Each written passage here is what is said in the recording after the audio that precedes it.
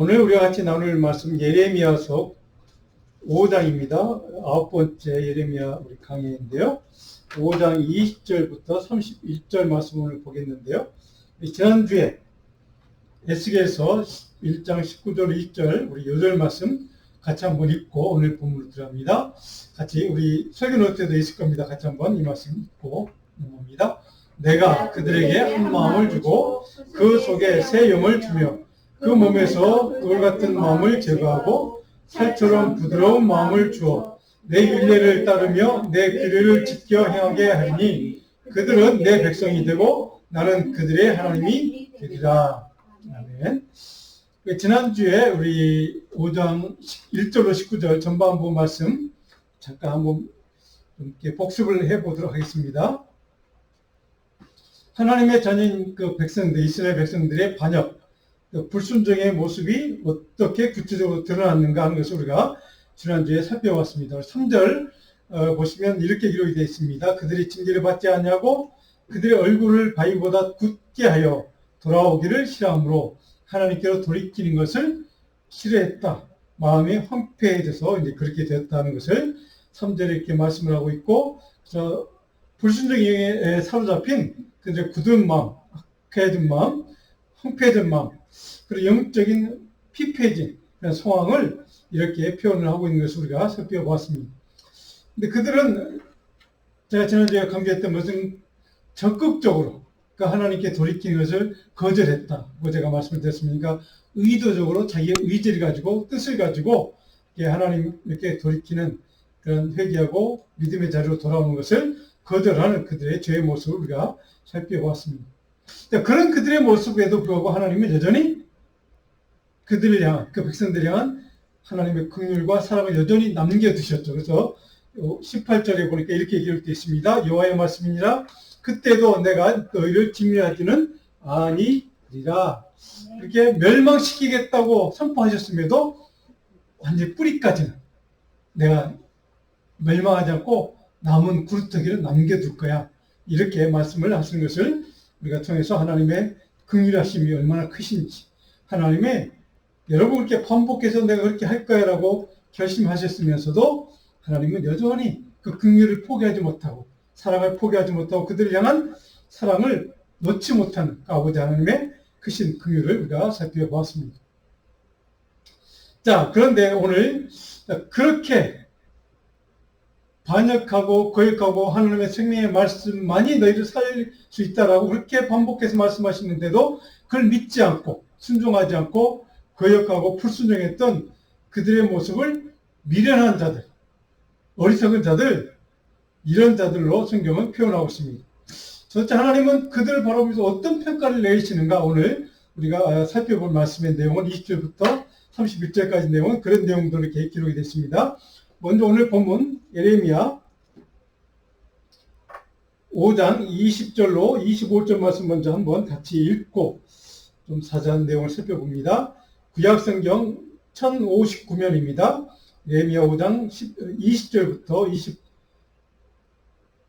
25절까지 같이 한 목소리로 같이 읽습니다. 시작. 너는 이를 야곱 집에 선포하며 유다에 공포하여 이르기를 어리석고 지각이 없으며 눈이 있어도 보지 못하며 귀가 있어도 듣지 못하는 백성이여 이를 들을죄다. 여호와의 말씀이니라. 너희가 나를 두려워하지 아니하느냐. 내 앞에서 떨지 아니하겠느냐. 내가 모래를 두어 바다의 한계를 삼되 그것으로 영원한 한계를 삼고 지나치지 못하게 했으므로 파도가 거세게 이나 그것을 이기지 못하며 뛰노나 그것을 넘지 못하느니라. 그러나 너희 백성은 배반하며 반역하는 마음이 있어 이미 배반하고 갔으며 늦은 비를 우리에게 이른 비와 늦은 비를 때를 따라 주시며 우리를 위하여 추수 기한을 정하시는 우리 하나님 여호와를 경외하자 말하지도 아니하니 너희 허물이 이러한 일들을 물리쳤고 너희 죄가 너희로부터 좋은 것을 막았느니라. 아멘.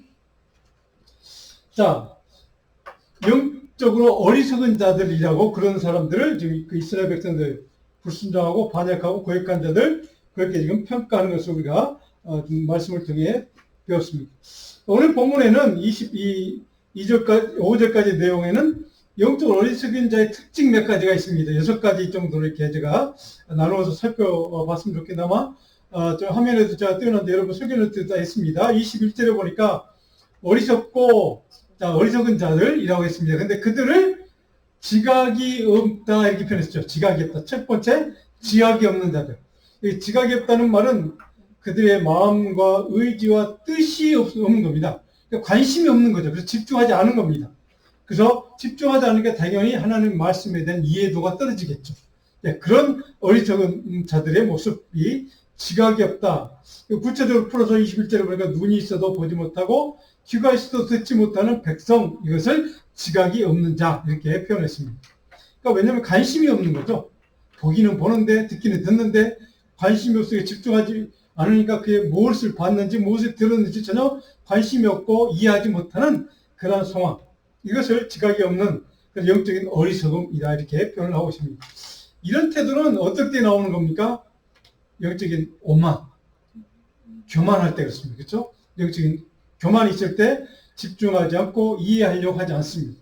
이것이 오만과 교만에서 나오는 태도다 이렇게 볼 수 있습니다. 자, 그럼 두 번째로 어떤 어리석은 자들은 어떤 특징이 있습니까? 22절 보니까 하나님을 두려워하지도 않고 하나님 앞에서 떨지도 않는 겁니다. 그러니까 거룩한 경외심이 없습니다. 하나님을 두려워하지 않는 것. 이게 교만이죠. 그렇죠? 하나님 앞에서 거룩한 떨림이 없는 겁니다. 두려운 마음이 없기 때문에. 그래서 바로 그것을 어리석은 자들 이렇게 표현했습니다. 세 번째로 22절 마지막에 보니까 바다의 한계를 삼때 그것을 영원한 한계를 삼고 지나치지 못하게 하셨다.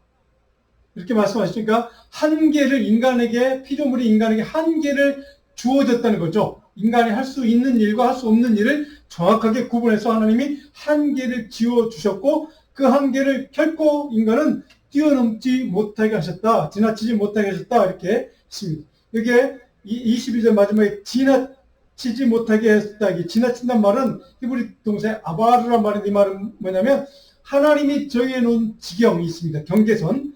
이것을 넘어가면 하나님으로부터 소외되고 하나님부터 버림받는다는 뜻이기도 합니다. 그래서 바로 지나치지 못하게 했다는 의미가 바로 그런 의미입니다. 지나치면 그것을 넘어가면 범죄고 그것은 하나님으로 버림당하는 결과를 초래하기 때문에 지나치지 못하게 하셨다.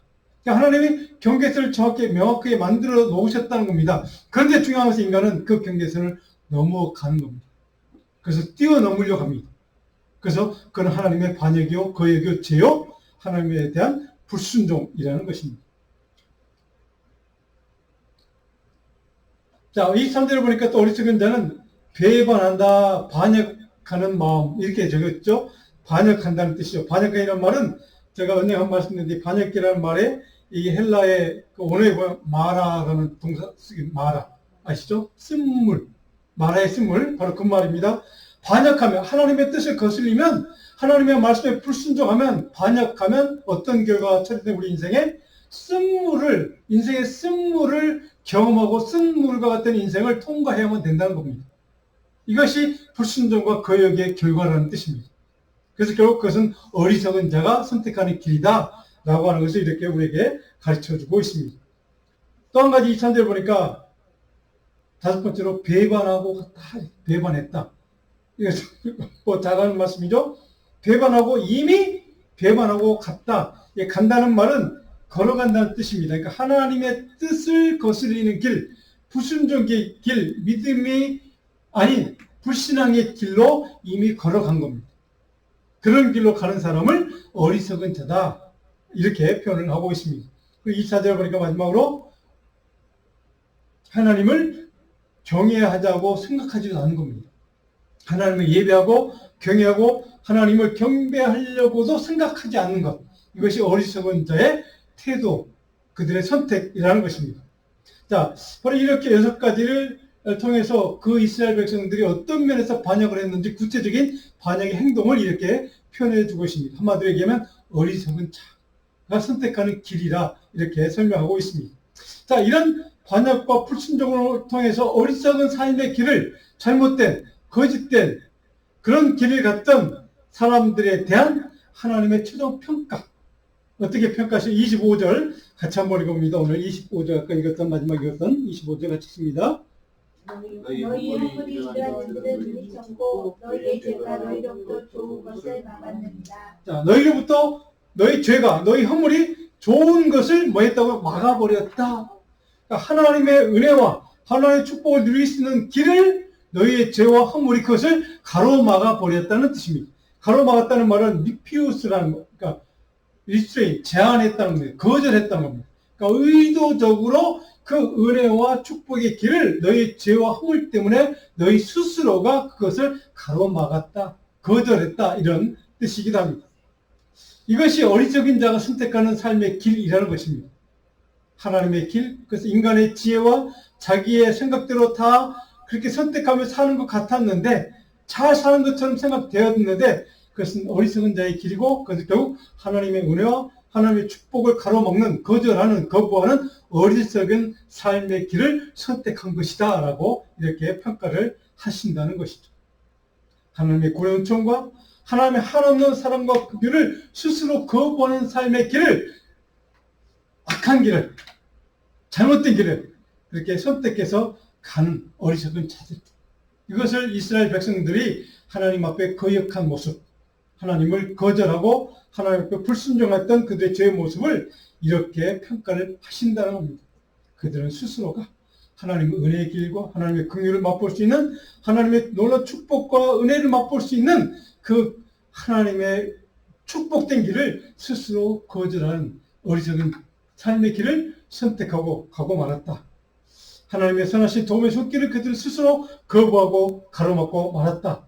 그래서 그들의 인생은 인생의 쓴뿌리와 같은 인생의 고난과 아픔과 절망을 통과할 수밖에 없는 그런 인생의 그러한 길을 스스로가 선택해서 걸어갔다. 이런 말씀을 이렇게 우리에게 가르쳐주고 있습니다. 자, 그렇다면 이제 우리가 좀 생각해 봐야 될 주제는 하나님의 백성이었음에도 불구하고 이렇게 하나님을 거역하고 반역하고 말씀에 불순종한 그들의 문제점은 도대체 왜, 어떻게, 뭐 때문에 그런 잘못된 길을 선택하고 그 길을 갔을까? 그리고 그들을 바라보는 그들의 어리석은 선택의 결과로 말미암아 고통당하고 어려움당하는 그 백성들을 바라보시는 하나님의 마음도 또 어떠실까? 이것이 오늘 26절부터 마지막 절까지 이렇게 쭉 기록되어 있습니다. 한마디로 26절부터 기록된 하나님의 생각은 무엇이냐? 불의한 권력을 탐하는 인간의 세속적인 욕망과 바로 거룩한 삶의 자리, 믿음의 자리를 떠난 그 삶의 현실이 어떤가를 정확하게 우리에게 보여줍니다. 26절에 보니까 이렇게 기록되어 있습니다. 그들의 삶의 현실이 어떤가? 내 백성 가운데 악인이 있었어. 하나님의 백성들 가운데도 악인이 있다는 겁니다. 믿음의 사람들 가운데도 악인이 있을 수 있다는 사실을 우리는 여기서 깨닫게 됩니다. 26절 같이 한번 읽어봅니다. 26절. 내 백성 가운데 악인이 있어서 새 사냥꾼이 왜곡함을 지키며 덫을 놓아 사람을 잡으며. 그 악한 사람들의 삶의 형태는 뭡니까? 덫을 놓아서 사람들을 잡는 겁니다. 사람을 살리는 사람이 아니라 올무를 놓아서 그 사람을 무너뜨리고 멸망시키고 파멸시키려고 하는 사람들이 악인의 불순종하는 사람이 선택해 가는 잘못된 길이라는 것을 정확하게 26절은 우리에게 이스라엘 백성들이 또 많은 이 세상에 오늘날에도 바로 하나님의 말씀의 순종의 자리를 떠난, 믿음의 자리를 떠난 사람들의 하나님의 백성이었음에도 그런 믿음의 자리를 떠났을 때 이런 삶의 길을 선택해서 가고 만다는 사실을 이 말씀을 통해 우리는 깨닫게 됩니다. 오늘 우리에게도 경고하는 말씀이기도 합니다. 하나님의 믿음의 자리를 떠난 사람들이 어떻게 변질되는가, 그 삶이 어떻게 그러한 악한 선택을 하게 되는가, 바로 이렇게 된다는 겁니다. 덫을 놓아서 의도적으로 사람들을 무너뜨리고 사람을 잡으려고 올무를 놓는 그러한 악한 목적으로 바로 살아가는 사람들. 자, 27절은 또 이렇게 기록되십니다. 27절 같이 한번 읽어봅니다. 오늘 27절 같이 있습니다. 세상의 새들이 가득한 같이 너희 속임이 가득하도다. 그러므로 내가 번쩍거부가 되어. 자, 뭐가 가득하다고요? 속임이. 그 사람의 인생이 뭡니까? 속임수 인생, 거짓 인생의 뜻입니다. 그런데 그 이후에 보니까 그렇게 거짓 인생을 삶에도 불구하고 그의 인생이 번창하고 거부가 된다. 번창하고 거부가 된다는 겁니다. 속임수, 세상에서 자기 욕망과 탐욕을 위해서 속임수, 온갖 방법과 수단을 다 동원해서 사람들을 기만하고 악한 수단을 통해서 사람들을 속여서 자기의 부와 자기의 권력을 이루고 성취하는 사람들이 있다는 겁니다. 실제로. 자, 오늘 이것이 우리들이 고민 아닙니까? 우리 딜레마이기도 합니다. 저 사람은 하나님도 안 믿는 것 같고 믿는다고 하는데 죄만 짓는 것 같고 사람들에게 나쁜 짓만 하는 것 같은데 어떻게 저렇게 인생이 잘 풀릴까 하는 사람들 우리 주위에 보면 있습니다. 그런 사람들 있죠. 그런 사람 보면 좀 배가 아프다고 조금 속쓰리기도 합니다. 그런데 자, 그런 사람들이 있다는 겁니다. 세상에 분명히 오늘 보면도 그런 사람이 있습니다. 그 자기 권력을 탐하는 사람인데 잘 나가요. 잘 돼요. 뭐 잘 살아요 또. 자, 그런데 오늘 성경은 그런 삶이 형통하는 것처럼 보이고 그렇게 잘 나갈 때 그 사람들이 승승장구하는 인생처럼 보이는데 그것이 저주가 된다는 사실을 우리에게 가르쳐줍니다. 하나님의 심판임을 우리에게 깨닫게 하십니다. 영원한 멸망과 죽음의 세상을 향해서 한 걸음 한 걸음 나아가는 그들의 성공한 길, 축복받았던 그들이 믿고 가는 그 길, 그 세속의 길이 결국은 저주의 길, 영원한 멸망의 길이라는 사실을 그들은 깨닫지 못한다는 겁니다. 하나님의 영원한 생명의 구원의 은혜를 받을 수 없는 멸망의 길, 저주의 길로 선택하여 스스로가 걸어가는 그 길이 되고 말 것이라는 것입니다. 우리 8절 같이 읽어봅니다. 28절. 살찌고 인색하며 또 행위가 심히 악하여 자기 이익을 얻으려고 송사 곧 고아의 송사를 공정하게 하지 아니하며 빈민의 재판을 공정하게 판결하지 아니하니. 자, 그들의 악은 또 뭡니까? 자기 이익을 얻으려고 여기 보면 28절에 고아와 빈민이 있습니다. 그죠? 고아를 송사할 때 고아에 관련된 송사와 아니면 빈민 어려운 사람들과 재판을 벌어졌을 때 공정하게 그들을 재판하지 않고 힘 있는 사람, 부자인 사람, 잘난 사람, 명예 있는 사람, 권력 있는 사람 편에 서서 고아에 불리하게 또 빈민 어려운 사람에게 불리하게 재판의 판결을 내린다는 뜻입니다. 그러니까 자기의 재판권을 가지고 권력을 가지고 어렵고 힘든 사회적인 약자들을 더 힘들게 평가하고 판결한다는 그런 사회적인 악을 지금 얘기합니다. 자, 그런 사람들이 잘 나가는 현실, 세상을 우리는 살아가고 있습니다. 실제로. 자, 그런 사람들을 바라보면서 우리는 자, 어떻게 저런 사람이 저렇게 인생이 잘 풀리고 집안이 잘 될까? 뭐 자식도 잘 되는 것 같고 그렇게 볼 때 참 우리는 이해할 수가 없는 일들이 많이 있습니다. 법과 제도마저도 자기 탐욕을 채우는 도구로 악용하는 사람들. 그래서 승승장구 돈도 벌고 명예도 있고 권력도 가지는 사람들. 자, 그런 사람들을 우리가 보면 사회적인 질서를 깨는 사람들입니다. 대부분이. 자기의 욕망을 채우기 위해서는 법도 무시합니다. 제도도 무시합니다. 왜? 자기 힘이 있기 때문에. 그렇게 사회적인 탈옥과 부패와 사회적인 그러한 모든 부정부패를 다 조장하는 사람들이 바로 다 그런 사람들입니다. 자기의 욕망을 채우기 위해서 악한 불의 길을 추구하는 사람들인 것으로 우리는 다 보입니다. 그렇게 눈에, 믿음의 눈으로 볼 때. 자, 그런 악한 사람들의 특징은 바로 아까 말씀드린 것처럼 사람들을 살리는, 구하는 일을 하는 게 아니라 뭡니까? 온물을 놓아서, 덫을 놓아서 그 사람들을 무너뜨리는 일을 하는 사람들. 자, 이것이 바로 그 사람들이 사회에 미치는 심각한 부정적인 영향을 우리는 볼 수가 있습니다. 우리가 살아가면서도 우리 경험하는 일들이기도 합니다. 자, 그들이 보여주는 삶의 모습은 공정과 정의와 정반대되는 불공정, 불의한 모습들밖에 보이지 않습니다. 중요한 것은 그런 일들을 하는 사람들 잘 되는 것 같고 잘 사는 것 같고 권력도 있고 돈도 잘 버는 것 같은 그런 사람들을 하나님은 어떻게 치리하시는가? 29절 이렇게 기록되어 있습니다. 하나님이 그들을 어떻게 대우하시는지 반응하시는지 같이 읽어봅니다. 내가 이 일들에 대하여 벌하지 아니하겠으며 내 마음이 이 같은 나라에 보복하지 아니하겠느냐? 여호와의 말씀입니다. 어떻게 하신다고? 하나님이 반드시 그들에 대해서 벌하신다. 심판하신다. 판단하신다는 거예요.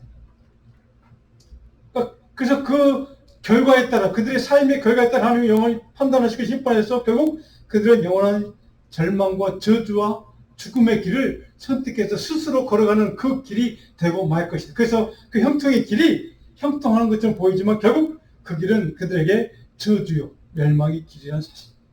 이렇게 하나님은 그렇게 평가하시고 판단하시고 심판하실 것이라고 우리는 이렇게 말씀을 통해 깨닫게 됩니다.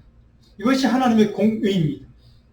이것이 하나님의 정의라는 사실입니다. 성경에 보면 그래서 우리가 지금 이 세상에 살아가는 우리 현실에서도 그렇게 이해할 수 없는 일들을 바라보면서도 때로는 하나님 이해할 수가 없을 때가 있죠. 분명히 하나님 어쩌면 저런 사람을 저렇게 내버려 두실까, 뭐 그런 사람들 많이 있습니다. 결국 하나님은 심판하신다는 사실, 판단하십니다. 그리고 그들의 삶의 형통이라고 느껴졌던, 그렇게 즐기면서 누리며 살았던 그의 삶의 길이 결국 영원한 저주가, 영원한 심판이, 영원한 멸망의 길이 되고만. 또 이것이 바로 하나님의 치리의 방법, 결론이라는 사실입니다. 자, 그런데 여기에 더해서 당시 시대적으로 더 큰 심각한 문제들을 우리는 31절에 보게 됩니다. 31절 같이 읽어볼까요? 선자들은 거짓을 예언하며 제사장들은 자기 권력으로 다스리며 내 백성은 그것을 좋게 여기니. 마지막에는 너희가 어찌하려느냐. 31절은 하나님의 마지막에 한탄하시는 말씀입니다. 너희들이 선지자들까지, 제사장까지, 권력자들까지 하나님의 말씀에 거스르고 반역하고 불순종하는 그 길을 선택해서 지금 너희들이 권력을 지금 악한 일에 사용하고 그렇게 하는 영적인 리더들까지도 지금 그렇게 타락한 현실을 바라보시면서 하나님이 안타까운 마음, 그래서 너희들이 언제까지 그렇게 살 거니?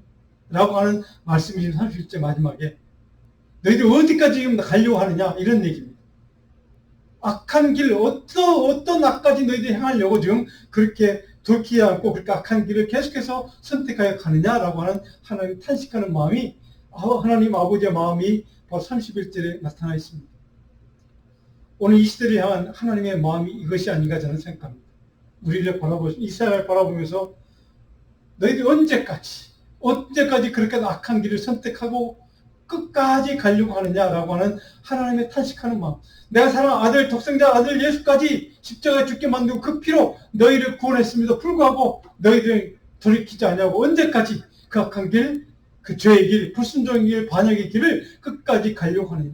도대체 어디까지 가려고 하느냐라고 하는 하나님의 음성을 우리는 이 말씀을 통해 듣게 됩니다. 자, 여러분, 이것이 오늘 우리를 향한 주님의 한탄의 마음이 아닐까. 영적인 지도자, 정치 지도자들의 불공정한 불의한 삶의 현실을 주님은 이렇게 한탄하십니다. 세상에 근데 중요한 것은 백성들은 다 그것을 좋게 여긴다. 뭡니까?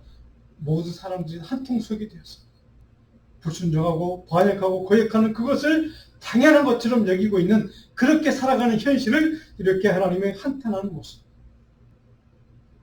어쩌면 이 시대에 많은 우리 그리스도인들에게, 영적 리더에게 주는 하나님의 경종의 말씀이라고 저는 받아들입니다. 우리를 향한 하나님의 경종의 메시지입니다. 너희들 언제까지 돌이키지 않고 그렇게 살려고 하느냐라고 하는 그런 하나님의 한탄인 동시에 하나님의 통첩과 같은 말씀, 최후의 경고의 말씀과 같은 그런 음성을 저는 이 말씀을 통해 듣습니다. 엄중한 경고입니다. 그렇다면 이런 시대를 살아가는 오늘 그리스도인으로 살아가는 저와 여러분들에게 이 시대에 이런 세상 사람들이 이렇게 살아가는 이 시대를 우리도 같이 동시에 살아가는 저와 여러분들에게 우리에게 주어진 이 삶의 지금과 영역 가운데서, 우리의 삶의 현실 가운데서 불순종과 반역의 삶을 끝장내고 하나님께로 돌이키기 위해서, 하나님께 돌아가는 순종의 자리로 나아갈 수 있도록 우리가 하기 위해서는 우리 삶에 어떤 영적인 교훈이 필요할까? 우리가 우리 삶에 적용해야 될, 우리가 깨달아야 될, 배워야 될 영적인 교훈이 있습니다. 저는 그 교훈을 한 인물을 통해서 배웠으면 좋겠습니다. 우리가 잘 아는 인물입니다. 불순종한 자리에 서서 범죄했고 살인교사죄까지 범했지만 선제의 책망을 여러분 잘 아시는 것처럼 듣고, 나단수의 책망을 듣고 그것을 깨닫고 온전히 주님 다시 통의 자복금 회개했던 인물 아시죠? 다윗이라는 인물. 자, 다윗에게 우리는 배워야 됩니다. 사무엘하 11장, 12장 두 장에 나와 있는 사건입니다. 근데 그 사건을 기록하고 그 사건을 통해서 하나님께 깨달았던, 통념을 자복했던 다윗이 지었던 시편이 있습니다. 시편 51편입니다. 우리 구약성경 시편 51편 좀 같이 성경을 좀 다 펴시면 좋겠습니다.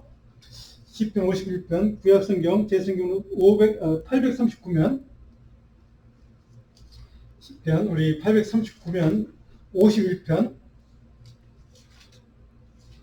좀 펴시고 몇 구절만 이렇게 좀 살펴보도록 하겠습니다. 51절, 2절 같이 한번 읽어봅니다. 1절과 2절. 하나님이여 주의 인자를 따라 내게 은혜를 주시며 주의 많은 긍휼을 따라 내 죄악을 지워주소서. 내 죄악을 맑게 씻으시며 나의 죄를 깨끗이 제하옵소서. 자, 다윗이 지금 나단 선지자에게 책망을 드렸던 그 죄의 내용이 뭔지 아시죠? 자기 사랑, 그러니까 충성스러운 자기 신하 우리의 아내 밧세바를, 그러니까 강간한 거죠. 남편이 있는 여인을 이렇게 강간하고 그 다음에 임신하게 했죠. 그리고 아이까지 낳게 했죠. 그리고 그뿐 아니라 그 남편을 교묘하게 작전을 짜서 살인한 거죠. 결국 교사죄이긴 하지만 살인한 건 마찬가지죠. 그렇게 엄청난 죄를 졌던 그 다윗, 나단 선지자의 책망을 듣고 사무엘사 11장 12절에 볼 자세한 내용이 나와 있습니다. 그 책망을 들은 다음에 하나님 앞에 통회하며 자복하며 깨닫고 돌이키며 지었던 시가 시편 51편이고 그 마음, 그때 당시에 그 마음을 이렇게 시로 남겨놓은 시편이 51편입니다. 내게 은혜를 베푸시며 주의 많은 긍휼을 따라서 내 죄를 씻어 주시옵소서. 나의 죄악을 맑게 쓰시며 나의 죄를 깨끗하게 해 주십시오.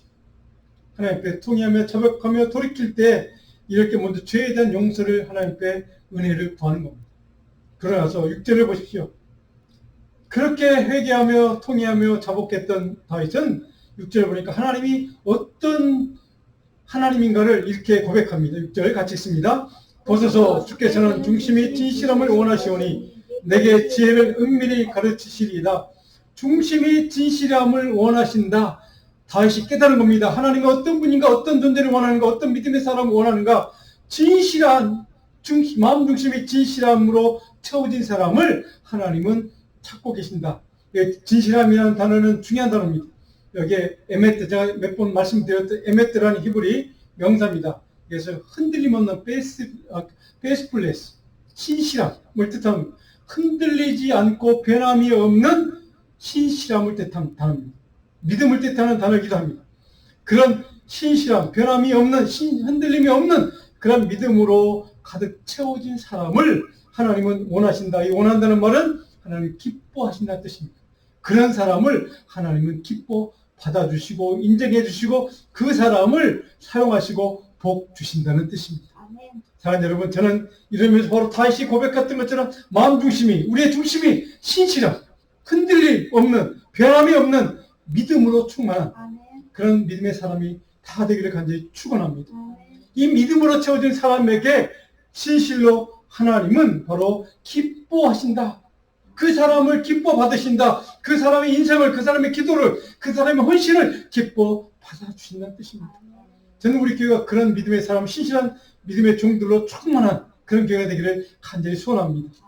우리 자녀들이 그런 복이 있기를 간절히 축원합니다. 이것이 하나님의 찾는 사람, 하나님 기뻐 받으신 사람, 우리 교회가 그런 기뻐 받아 인정해 주시는 그런 교회가 되기를 간절히 소원하고 축복합니다. 여기에 지혜라는 단어가 있죠. 하나님이 주시는 지혜입니다. 여러분 아마 성경 번역본가도 호쿠마 성경이라고 다시 들어봐요. 호쿠마. 그 호쿠마 성경의 호쿠마라는 말이 바로 위스덤, 지혜라는 뜻입니다. 그래서 호쿠마 성경은 지혜의 성경을 뜻, 하나님이 주시는 지혜라는 뜻입니다.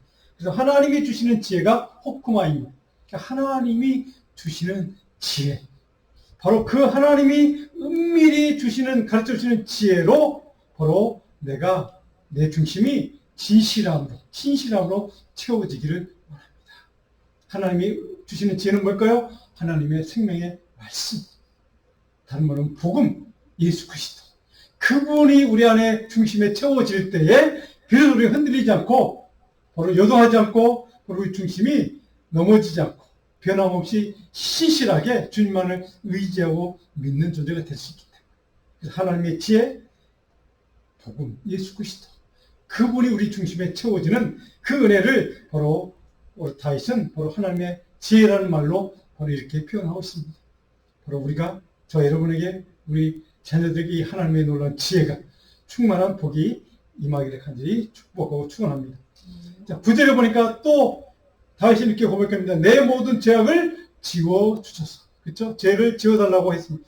이 지워달라는 말은 마카라는 히브리 동사인데 이거는 와이프아웃이라는 말입니다. 완전히 깨끗하게 흔적도 없이 완전하게 없애버리는 겁니다. 바로 이것이 여기에 지워달라는 기도 속에 들어있는 그런 다윗이 지금 자기의 그 죄를 너무 잘 알고 있습니다. 그게 너무 부끄럽습니다. 그래서 하나님 그 죄 흔적까지도 좀 다 맑게 깨끗이 씻어 주시기로 합니다. 이렇게 기도하고 있습니다.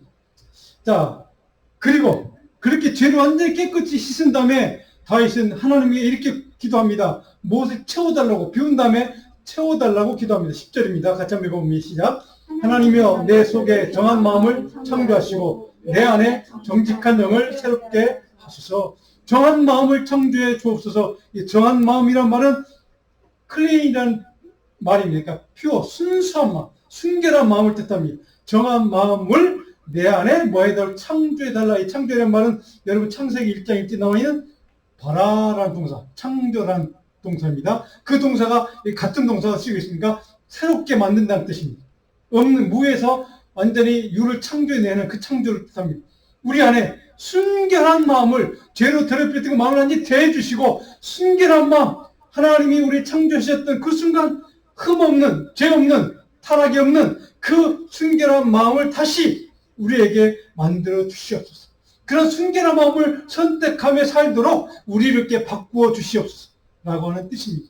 우리가 무엇을 선택하기 이스라엘 백성들처럼 악한 길, 죄의 길, 불순의 길을 그냥 하나님을 거역하는 그 길을 선택하고 영원한 멸망의 선택하며 그 길을 갔던 그 어리석은 자들이 되지 않게 하시고 하나님의 지혜, 하나님의 말씀, 하나님의 생명, 영원한 구원의 은혜, 하나님의 나라를 바라보며 그 길을 선택하여 갈 수 있는 순결한 마음을 우리 안에 다시 회복시켜 주시옵소서.